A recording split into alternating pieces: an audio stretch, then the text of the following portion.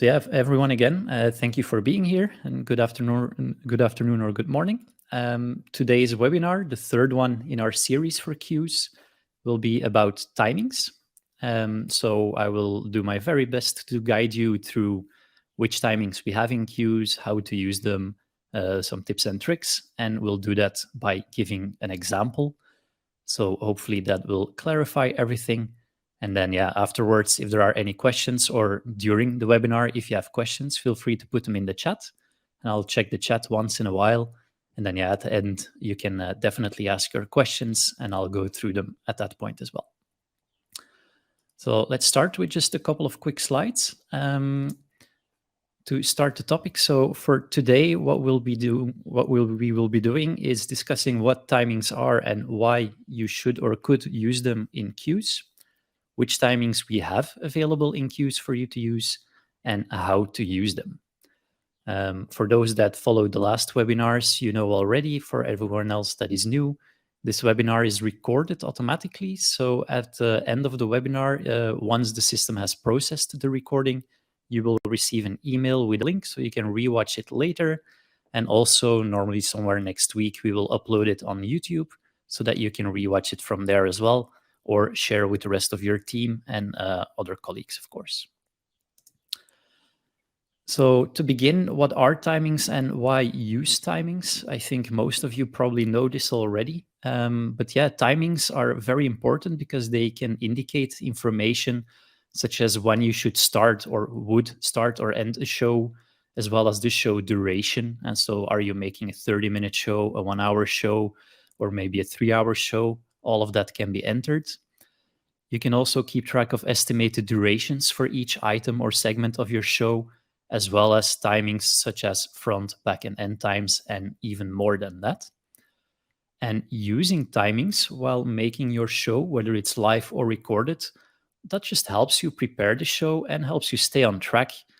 If you are then also queuing your show, that then also helps you move on to the next item when it's needed, cut to your commercial breaks in time, and for a lot of people, of course, very important that you also end your show in time so that you can stay within the allocated time slot that you got.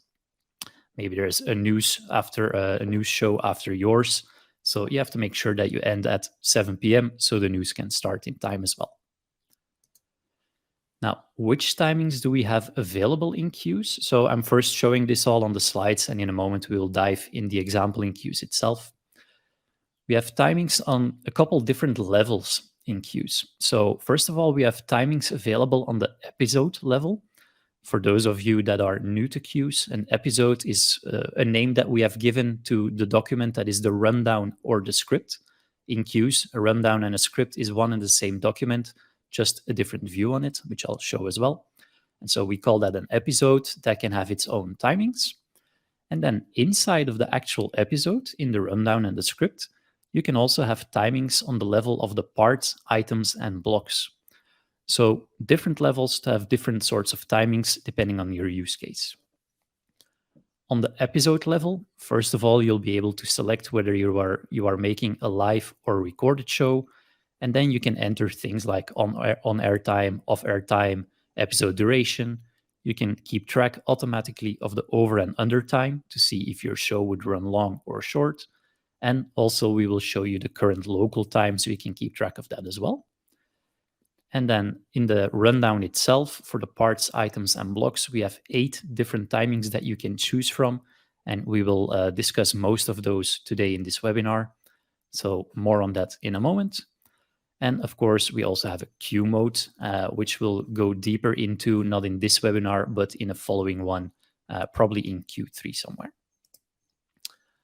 Now, how to use the timings. So I'll show you in a moment in the episode itself, but both in a rundown view as well as in a script view of your episode, you have the ability to click the little plus button in the top right corner where you can show and hide certain columns. And the timings column is one of those. Once you enable the timings, you will notice that estimated duration and front time will always be shown by default. But from there, you can check and uncheck the boxes to make sure that you have all of the timings on your screen that you want to use or that you need to use for your production. From there, once you have all of your columns, you can also drag and drop these columns to change the order. So if you say, for me, back time is more important, I want to drag that towards the front, and the end time can go more towards the right on your screen, you can just drag these columns around to make sure they are in the position that works for you. Then it's very important, which we'll explain as well, is the difference between automatic and manual calculations for something like the estimated durations, for example. So queues can calculate most of the timings automatically, but many of them can also be overwritten manually. So if the automatic calculation is a good starting point for you, but you want to then overwrite it with your own value, that's no problem. I'll show you that as well. One of the first things you'll do is at the very top enter the episode on-air and off-air duration, as well as the show duration, because those types of information can then be used throughout the automatic calculations in the rest of the rundown. From there, you can then check and overwrite as needed, both on the episode level as well as for parts, items, and blocks, so that the rest of the timings will be adjusted as well. The back times can also be overwritten, so that is something that I will also be showing you. So that's for the slides. So let me dive into the project itself to show you everything. That should be this screen right here. There we go. So what I have prepared for this webinar is sort of an imaginary rundown for a football game or a soccer game, depending on where you are from.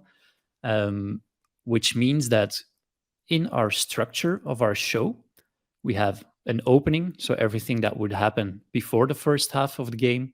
Then we have the first half itself. In the second part, we're going to do some halftime analysis. Then we start our second half of the game. And then after the match itself, we'll do some post-game analysis. So this is going to be our main structure that we are working with. And one of the reasons we built this structure this way is because we can have timings on all of these different levels, on my parts, on my items, and inside of an item, I will have my blocks, and all of these can have their own timings, which will help me realize, okay, how much time is my opening taking up? How much time will my halftime analysis take up, and so on. So we'll see all of that.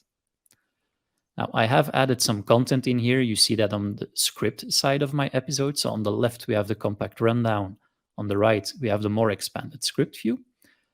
We have our simple cue blocks, so to indicate when we go on air, our clips, our straps, and so on. And in between, we also have our text blocks with our presentation text for our host. And as our host introduces our panel, our experts, they also have their text here in our script. Now, we have two different types of blocks, as most of you will probably know by now. If not, feel free to rewatch our two previous webinars. We go into detail about the two different types of blocks we have. But what's important to know is that for both cue blocks as well as text blocks, queues can automatically calculate the durations for you. So how do we start this whole process? So if we start at the very top first on the episode level, we see that where it says live, I can click here and I can switch between a live show or a recorded show. Now, the main difference is going to be that when you choose the live show, you will have the option to enter the green flag, red flag to indicate when your show will go on air and when you would be going off air. Next to that, we enter the show duration. If you were to select if it's a recorded show, then you will not have the green flag and the red flag, but then your show will basically start at 00, and from there it will start counting up or down. You will still be able to indicate the show duration, so in our case, if it's a 2-hour and 50-minute program, then we can still enter that information. Next to that, we have a little clock icon, which we'll come back to in a little moment. Now, if we want to add our timings to our view, we have the option to choose whether we want to do that in the rundown view, in the script view, or if you want, even in both. So on both sides of my view here, we see the little plus button that we can click to show and hide our columns. And as I just mentioned, the timings is one of these columns. So I can enable the timings box, And I only see my estimated duration right now because previously I had disabled my from time. But if I want that back again, I just click all the boxes of the ones that I want to see. So we now see our extra column here with our estimated durations. I can do the same here on my rundown side, enable all of my different timings, and we see here with my last selection, I have multiple timings that are now enabled as well.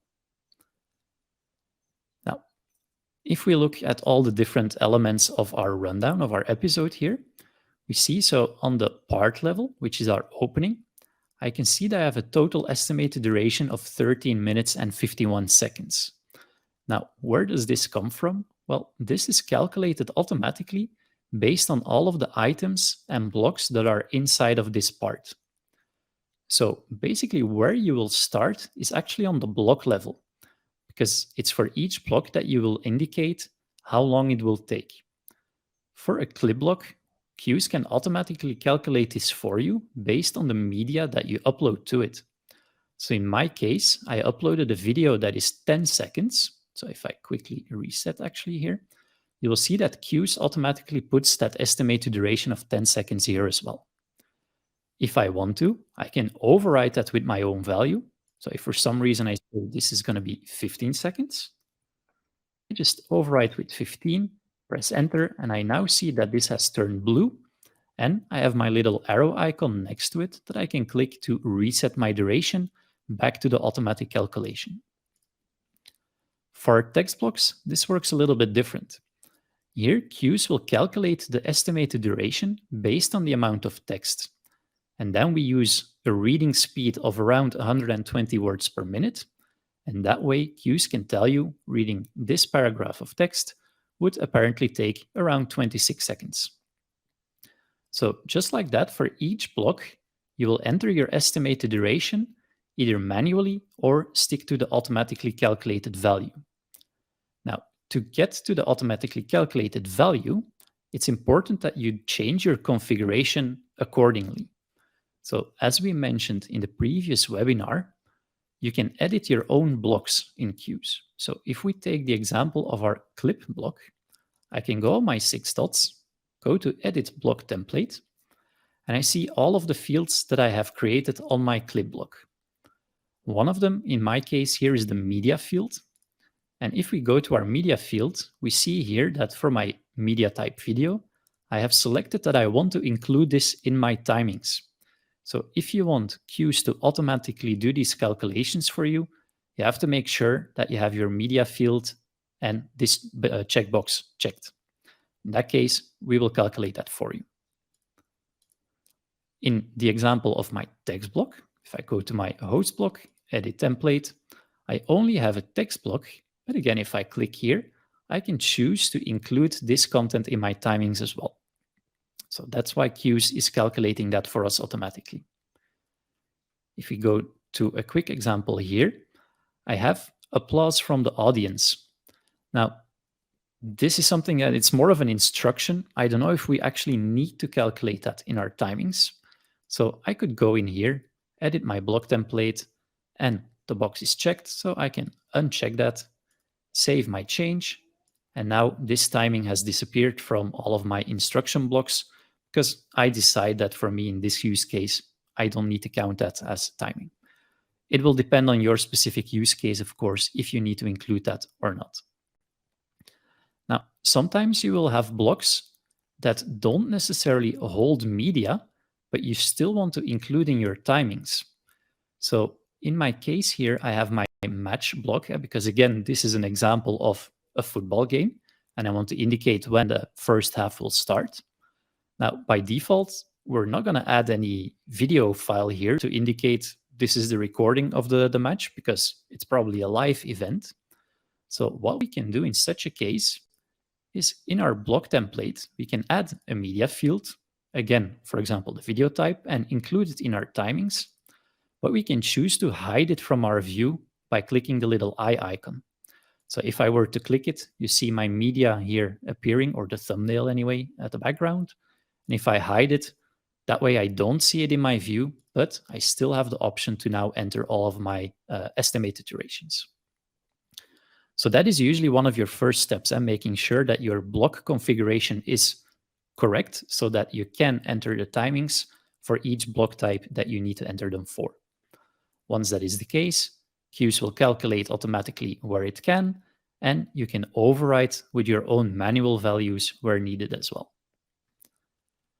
Once we have, so I'm scrolling back to the top for a moment, once we have all of our estimated durations on the block level, Cuez will then calculate that automatically on the item level as well, because an item, we clearly see that here on the rundown side, for example, item 1 holds all of these blocks, so it will automatically be calculated what the total estimated duration will be for my item as a whole.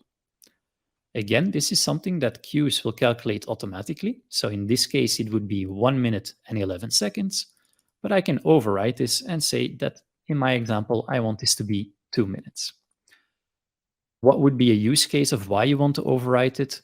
Maybe you have a block of text where you are discussing a video that is playing or an image that comes on the screen, and even though in theory reading this text would be 26 seconds, if you're having some sort of discussion about a clip or a graphic or something, you know that the timing is going to be off by a little bit compared to the initial calculation.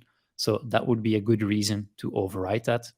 Or simply, if you want to adjust for a little bit of margin to say, okay, let's take 2 or 5 seconds extra, you can then incorporate that in your overwritten value as well.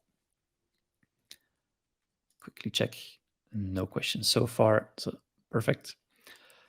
So once we have our estimated durations, we can then continue with the rest of our timings. For that, I'm actually going to switch to my rundown only view.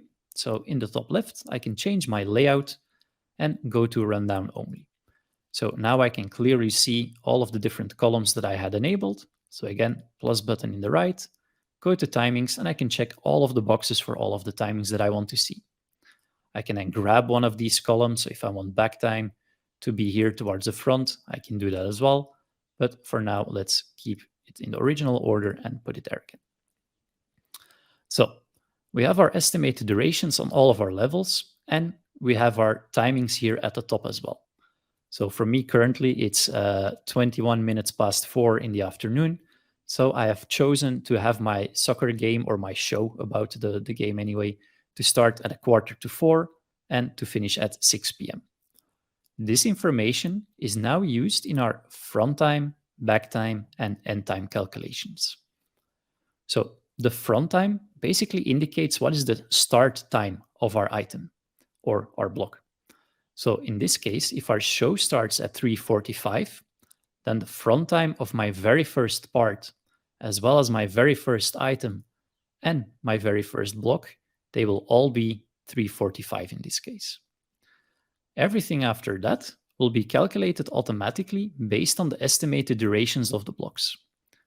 So if we see here, my on-air block takes 0 seconds in this case. So the start time of my clip will also be still the same, 3:45.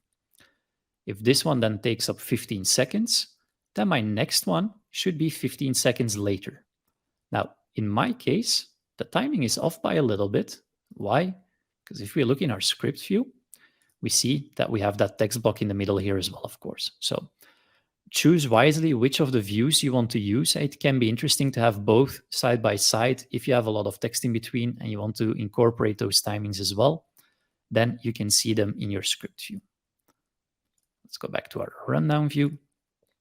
But so just like that, your front times will calculate to each time take the starting point, add the estimated duration of the previous item, part, or block, and then add that to create the start time for the next one. Your end time is very simply put the cumulative time, meaning it's your front time plus the estimated duration. So if my open and welcome item starts at 3:45 and that takes up 2 minutes, then the end time of this item would be 3:47. Very straightforward. Here again, that all updates automatically. So if I were to change my 2 minutes here, let me collapse my item for a moment. If I were to change this into, let's say, 5 minutes, we're going to see that all of my front times and end times have now adjusted accordingly as well. So very easy to add all of your timings adjust them as needed, and just see cues do most of the work for you. Same goes for our back times. Back times are a little bit special in that way that the back time is different from the end time. So the end time, it tells you when would my item end based on estimated duration and front time. But the back time is actually telling you what is the last possible moment that I should be starting my item so that I still end my show in time. And so if our show, in theory, when we want to end it at 6 p.m., then I see here for every part and item what the latest possible moment is that I should be starting these items to still hit my 6 o'clock of airtime. Quickly checking, still good in the chat. Perfect. So now, as we said, you can override estimated durations on all of these levels, parts, items, and inside also on the block level. Now, what's nice is that you can also do that with the back times. Now, this can be interesting for multiple reasons, of course. One of the reasons could be that in our example here, if it's a football game, we know that usually the first half that starts at a very specific moment. In our case, that might be 4 p.m.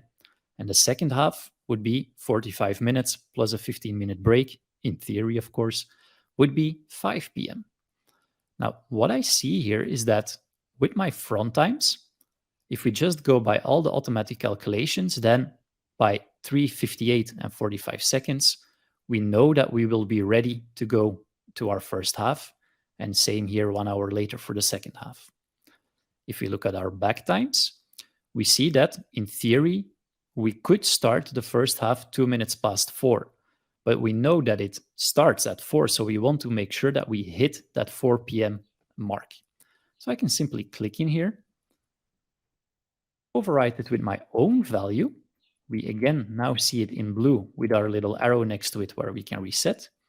And if you noticed, these timings here above the one where I changed it, because the back time will calculate automatically upwards. So everything before my first half has now recalculated automatically. So if I quickly go back and reset, you see that the original back time here at the top, for example, is 3:48:15, and we can now, one more zero, bring that to 3:46:15. So this is giving us a very clear indication what time we should be starting the show to make sure that we can hit 4 o'clock for the first half. In the same way, we can now do this for our second half as well. So instead of 2 minutes past 5, we're going to make this 5 o'clock sharp. Now, of course, this all depends with all of the overtime and everything nowadays. You can have, I don't know, 8-9 minutes sometimes of overtime. Maybe that moves up everything a little bit. But then the nice thing is that you can make your adjustments as needed to make sure that you can calculate or recalculate all of the values from there the way it's needed. Now, one thing I haven't mentioned yet about your estimated durations in comparison to your episode here at the top is that we are saying initially that our show, we are aiming for a 2 hour and 15-minute goal for the show, a goal, or that's our limit, that's the time slot that we have available to us. Now, I can enter as many parts and items and blocks as I want and have Cuez calculate all of this automatically, but at a certain point, I still have to make sure that I have either enough content to fill 2 hours and 15 minutes, or the other way around, that I make sure that I don't have too much content, that I don't go over my 2 hours and 15 minutes. So that is why this little clock icon that I skipped here previously at the very end of our episode info, this is the one that will show you the under or over duration. So in our specific case, Cuez is calculating all of our estimated durations and comparing that total with our show duration of 2 hours and 15 minutes. And in our case, we now see a value of -3 minutes and 15 seconds in a bit of an orange color, indicating that I am under my estimated duration. So I have, well, depending on the type of show that you're making, I have the freedom to play around with the extra 3 minutes and 15 seconds. So maybe depending on where it all ends up, I could add that to my pre-game discussion, or maybe the analysis at the end of the program. That might depend on how long each of the halves have taken, of course, but I know that I have a little bit over 3 minutes available to play around with. The other way around, if I quickly make my 2-minute open and welcome, say 7 minutes, I now see in a more reddish color plus 1 minute 45. So I know that I have 1 minute and 45 minutes to 45 seconds too much content in my episode, meaning that, yeah, I'll have to be careful and I'll have to remove some timings somewhere down the road. In my case, yeah, again, I know that it was this one that I had overwritten, so I can change that accordingly again as well. Okay, if I go quiet, that's because I'm checking the questions in the chat. Now, from here, we also have the part timer. So again, in our plus, we have 8 different timings available. So number 5 here is going to be our part timer. Now, in our part timer, we can say, so as the word says, that is something that is going to act on the part level. So not necessarily on the block level, although it does a little bit, but mainly it starts on the part level. What we could do here is we can say, okay, here, for example, our halftime analysis, by default, we guess that this would be 15 minutes. But yeah, we never know if the match is going to run a little bit longer or something like that. And we still want to make sure that we hit our 5 o'clock mark. So I could say, if the game has run long a little bit, maybe I only have 12 minutes left. In this case, I see with my little red arrow pointing up that with our current estimations, this would end up over the 12 minutes that I have allocated to my part. So either I have to make some adjustments to reach my 12 minutes, or I can see here, when I start my first item, which in this case is going to be a break, which I have allocated 3 minutes to, at this point, I have the full 12 minutes still to play with. But once we take away our break and we go to our analysis, at that point, I only have 9 minutes left for what we had calculated is to be a 12-minute item. So I know that I have to stick, or try to stick anyway, to our 9 minutes to make sure that we can move on to our next item in the list. So similarly, here in my opening part, right now it's 13 minutes 45. I could say this is 15 minutes that I can allocate. I have an orange arrow pointing down because I'm under my 13:45 is less than my 15 minutes in my part timer.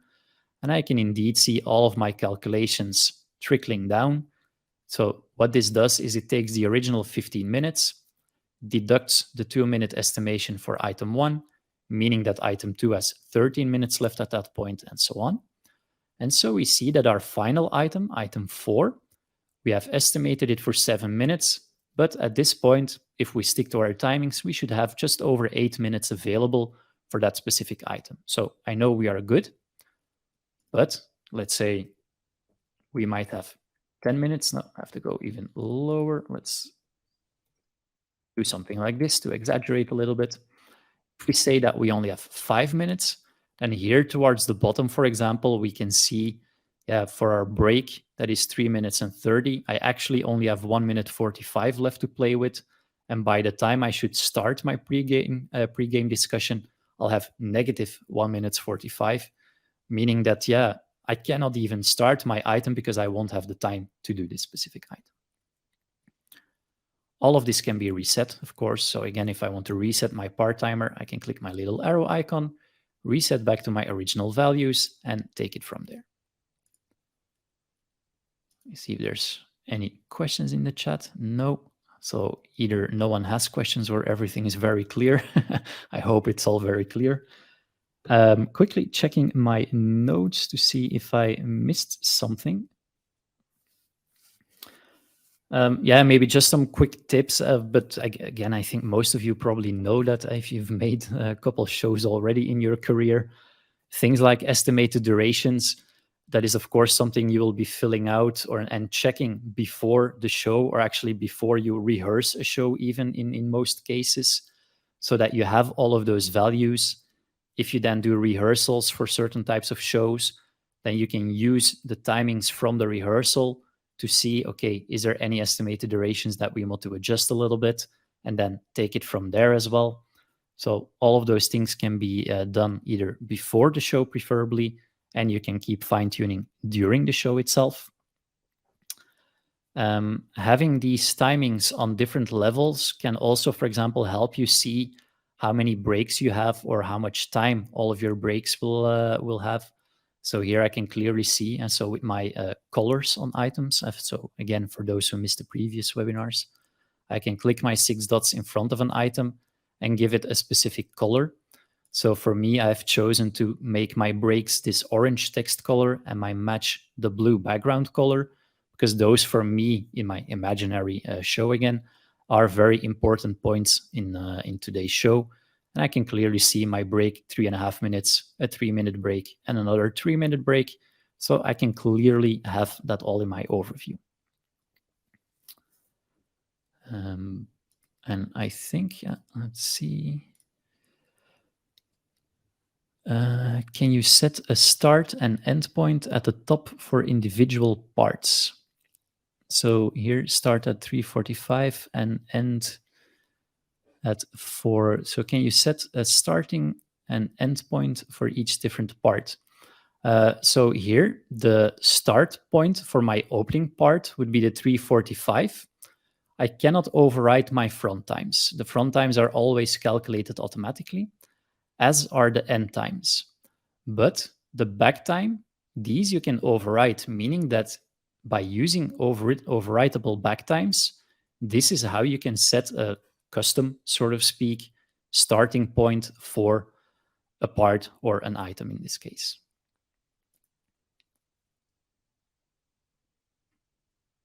And how do you use actual duration?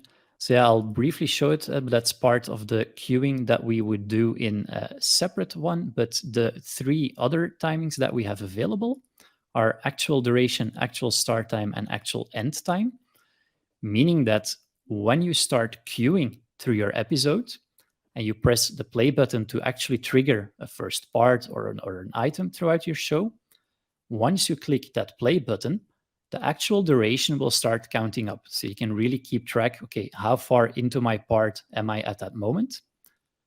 The moment you press the play button, we automatically fill in the actual start time as well. And so that is based on the current local time when you press the play button. And then either when you press that button again to pause or to stop that item, or when you press the play button, for the next item in the rundown, that then also enters automatically the end time of that item that is then finished. So it is in the queuing mode that actual duration, actual start, and actual end times will then be filled in automatically. And what's nice is that these actual durations, start and end times, they can come in handy afterwards if you need them for editing or for evaluation. Why did the show run long? Why did the show run short? All of that information can be found here in the actual timings, for example.